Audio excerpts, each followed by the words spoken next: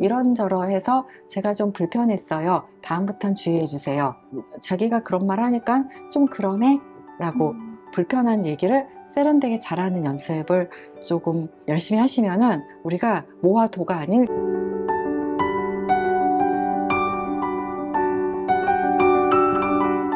육아라는 게 엄마의 뜻대로 되지 않기도 하잖아요. 특히 아이가 실수하거나 실패할 때 엄마들은 많이 속상하고 자책하게 되는데 작은 실패에 무너지지 않는 법, 성장통의 관점에서 아이의 실패를 마주하고 대처하는 현명한 방법에 대해 알려주시면 감사하겠습니다. 어떤 일에 실패를 했다고 내가 못난 사람은 아닌 거죠. 행동과 인간을 분리해야죠. 직장에서도 우리가 상사가 부하 직원을 혼내는 방법 중에 바람직한 게 그 행동에 대한 야단을 쳐야죠. 보고서가 이번 건은 잘못 썼어 라는 지적과 보고서를 이따위로 쓰는 너는 돌대가리구나. 다르죠. 어떤 행동에 대해서만 지적을 해야지만 아이가 나는 못났다라는 이런 열등감 혹은 자존감이 낮아지는 이런 셀프 컨셉을 가지지 않게 할 수 있습니다. 이거는 엄마의 그 관점, 그리고 그것이 드러나는 엄마의 말을 통해서 아이가 스스로 느끼게 되는 거죠. 두 번째는 부모도 사람입니다. 실수하고요. 그 어떤 실수도 할 수 있어요. 아이를 대할 때 아이한테 짜증도 낼 수 있고 화도 낼 수 있어요. 그리고 때로는 그 화가 짜증이 잘못된 걸 수도 있어요. 바로 사과를 하셔야죠. 아이한테 엄마가 미안해. 엄마가 오늘 힘들어갖고 너한테 하지 말아야 될 짜증을 냈어. 라고 이렇게 아이한테 솔직히 얘기를 해야 된다고 생각합니다. 우리 아이가 6살 땐가 그 식당에서 물을 엎어서 컵을 깼는데 그 남편이 애를 좀 혼냈어요, 그때. 우리 아들이요, 지금 중학생인데요. 그 얘기를 두고두고 하는데 자기는 되게 서러웠던 거예요. 그때 자기가 뭐 나쁜 걸 한 게 아니고 6살인데 컵을 깰 수도 있지. 그거를 아빠가 그거를 혼내갖고 나더러 막 저쪽에 잠깐 서 있으라고 했다라고 하면서 할머니한테 고자질, 뭐 이모한테 고자질, 뭐 계속하고 있습니다. 근데 잘못했죠. 저희 남편이. 네. 근데 그때 남편이 딱 정식으로 제대로 된 사과를 안 했단 말이에요. 만약 그렇게 되면 우리 남편 같이 두고두고 당하게 될 수 있습니다. 사과하시고요. 잘못했다고 인정을 하면 됩니다. 우리도 실수를 하고 사는 사람이고 그 실수에 대한 사과도 하고 다음번에 같은 잘못을 안 하려고 노력도 하고 이렇게 사는 인간이라는 것을 아이한테 또 가르쳐 주는 거죠. 너도 그럴 수 있고 엄마도 그럴 수 있다라고. 세 번째는 실수나 실패 또한 성장의 한 기회인 거죠. 아, 우리가 어떤 것을 실수했어. 혹은 실패했어. 아, 그래서 뭔가를 배웠어. 다음번에 도전해볼까?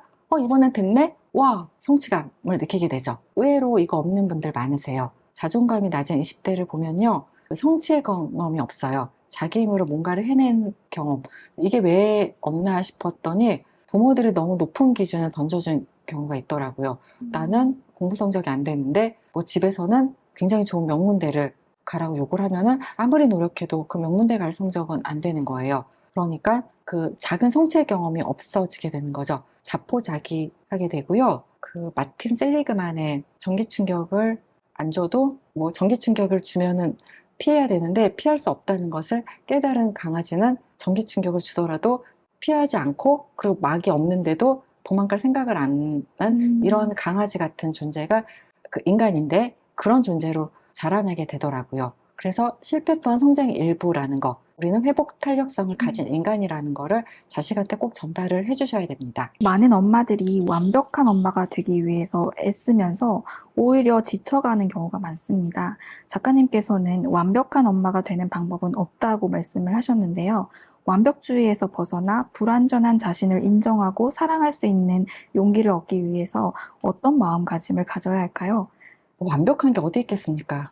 없죠. 뭐든 다 완벽한 게 없는데 저도 사실은 완벽주의가 있는 사람이어서 그 완벽주의가 내가 나를 괴롭게 하더라고요. 뭔가를 할 때 완벽하지 않으면은 의미가 없다라고 생각을 해서 그 완벽함에 도달하기 위해서 노력을 하다 보니까 나를 소진을 하고요. 또 다른 문제가 뭐냐면 완벽하게 못할 바엔 안 해버리겠어 컨셉으로 살 때도 있었고요.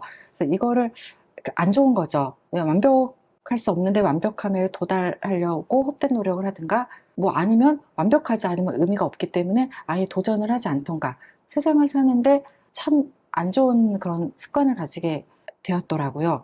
그래서 제가 생각하는 게 일본에 있는 킨치키라는 도자기 기술을 보고 좀 감명을 받았는데 깨진 도자기를 버리는 게 아니고 금으로 이어붙이면은 또 다른 생명력을 갖고 더 예술적인 가치 그리고 유일무이하죠. 뭐 깨지는 게 뭐 어디 뭐 정해져서 깨지는 게 아니고 멋대로 깨지는 거니까 그거를 예쁘게 잘 붙이는 상처 또한 내 삶의 일부고 더 뛰어난 작품으로 나아갈 수 있다라는 이런 일본의 그 도자기 기술에서 우리는 그 정신을 좀 배워야 된다고 생각을 합니다. 그리고 이거는 직장인들은 아마 아실 텐데 뭐 보고서를 내거나 뭔가 할 때 100%가 아닌 뭐 85% 정도의 완성도로 시간 내에 끝내는 버릇이요. 저 글 쓸 때 그래요. 계속 뭐를 고치다 보면은 계속 나와요. 뭐 은는이가 조사도 좀 계속 나오고 오타도 나오고 근데 그 출판사에다가는 언제까지 주겠다고 얘기를 했는데 계속 붙잡고 있으면 일이 안 되죠. 한 뭐 85% 정도의 완성도로 나머지 15%는 그 에디터 분들께서 알아서 올려주리라 기대를 하면서 원고를 넘깁니다. 근데 이것도 중요하다고 생각해요. 프로들은 완벽하게 하는 것도 중요하지만 어느 정도 일정한 수준의 퀄리티를 시간 내에 끝내는 것도 저는 프로라고 생각을 합니다. 85%를 좀 견디는 버릇이요. 100% 아닌데라고 좀 불안이 올라오더라도 참고 85% 완성도에서 딱 맞추는 딱 100%가 아니어서 불안이 올라오더라도 85%의 완성도를 견디면서 뭐 내 손을 떠나서 넘길 수 있는 그 버릇을 좀 길러야 된다고 생각을 합니다. 세 번째는 성장통을 우리는 기뻐해야 된다는 거죠. 어떤 잘못을 저질러서 문제가 됐다. 근데 그 잘못이 가르쳐주는 의미를 나와 내 아이한테 가르쳐주는 거죠. 아이가 학교에서 친구랑 싸웠어. 아, 왜 싸웠어? 네가 뭐 잘못했어? 그 친구가 너한테 잘못한 게 뭐야?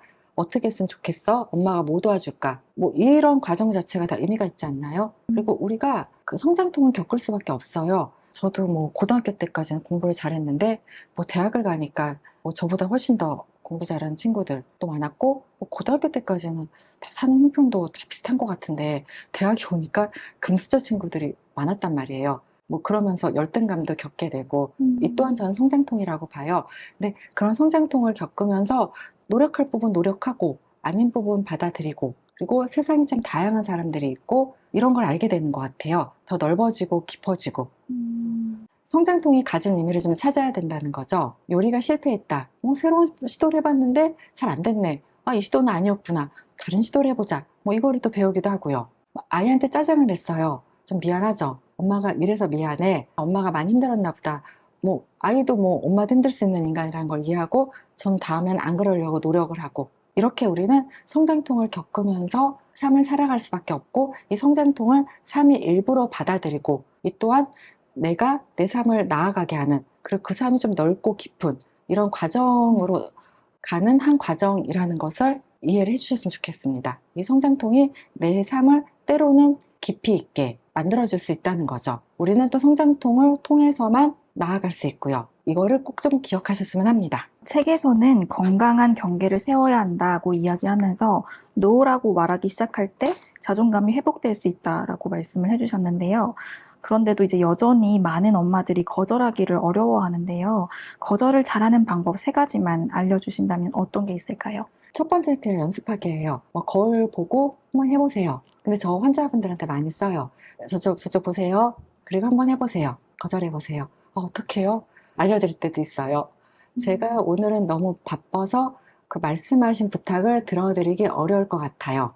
혹은 제가 그 수영장에 애들 데리고 같이 가는 것은 체력이 안 돼갖고 저는 어려울 것 같아요. 근데 누구 어머니 혼자 가시는 게 좋을 것 같습니다. 라고 이렇게 연습시키면은 좀 되게 어색해 하면서도 또 따라 하시더라고요. 그리고 이 얘기를 갖다가 누구 어머니한테 하고 오세요 라면은 다음번에 오실 때 정말 하고 오신 분 봤어요. 근데 그거를 혼자 연습을 안 해버릇해서 그 거절을 잘 못하신단 말이에요. 한번 정말 실제로 하는 대사처럼 연습을 한번 해보자는 거죠. 두 번째는 순간 훅 들어오면은 대답을 잘 못할 때 있잖아요. 이거를 O를 해야 돼, X를 해야 돼.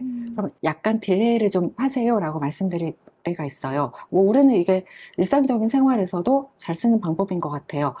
제가 지금 좀 생각을 해봐야 될 것 같아요. 좀 생각을 해보고 답변 드리겠습니다. 라고 말씀할 때 있잖아요. 일상생활에서도 즉답을 좀 피하고 조금 숙려를 할 시간을 좀 가지라라고 말씀을 드려요. 즉답을 했다가 후회하는 경우 있잖아요. 그때 내가 거절했어야 되는데, 그때 내가 허락했어야 되는데. 그래서 이런 후회를 하지 않기 위해 즉답을 좀 하지 마세요라고 말씀드리거든요.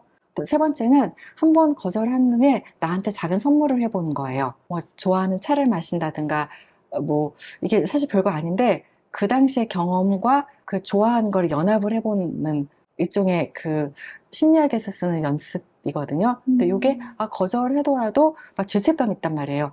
내가 나쁜 사람이 된 거 아닐까? 근데 그게 아니고 이거를 좋은 경험과 연결을 시키는 거죠. 일단 한번 해보세요. 거절 못 하시는 것도 성격이시더라고요. 근데 거절 한번 하기 시작하면은 뭐 불편한 감정 없이 거절을 잘 하실 수 있고요. 거절을 했더라도 지구 안 망하고요. 그 사람하고 관계 안 깨져요. 자존감이 낮은 분들이 불편한 감정을 세련되게 말씀하시는 스킬이 좀 떨어져요. 해본 적 없어요. 무조건 참으세요. 참다가 터지세요. 그래서 관계가 더 어긋나게 돼요. 그러니까 독에 걸린 모라는 단계가 있는데 뭐 아니면 독, 그죠? 개걸릿이 없어요. 근데 우리는 개걸릿을 잘 운영하고 살아야 돼요. 이런저런해서 제가 좀 불편했어요. 다음부턴 주의해 주세요. 자기가 그런 말 하니까 좀 그러네? 라고 불편한 얘기를 세련되게 잘하는 연습을 조금 열심히 하시면은 우리가 모와 도가 아닌 개걸릿을 잘 운영하며 사는 그 자존감 높은 사람이 될 수 있습니다.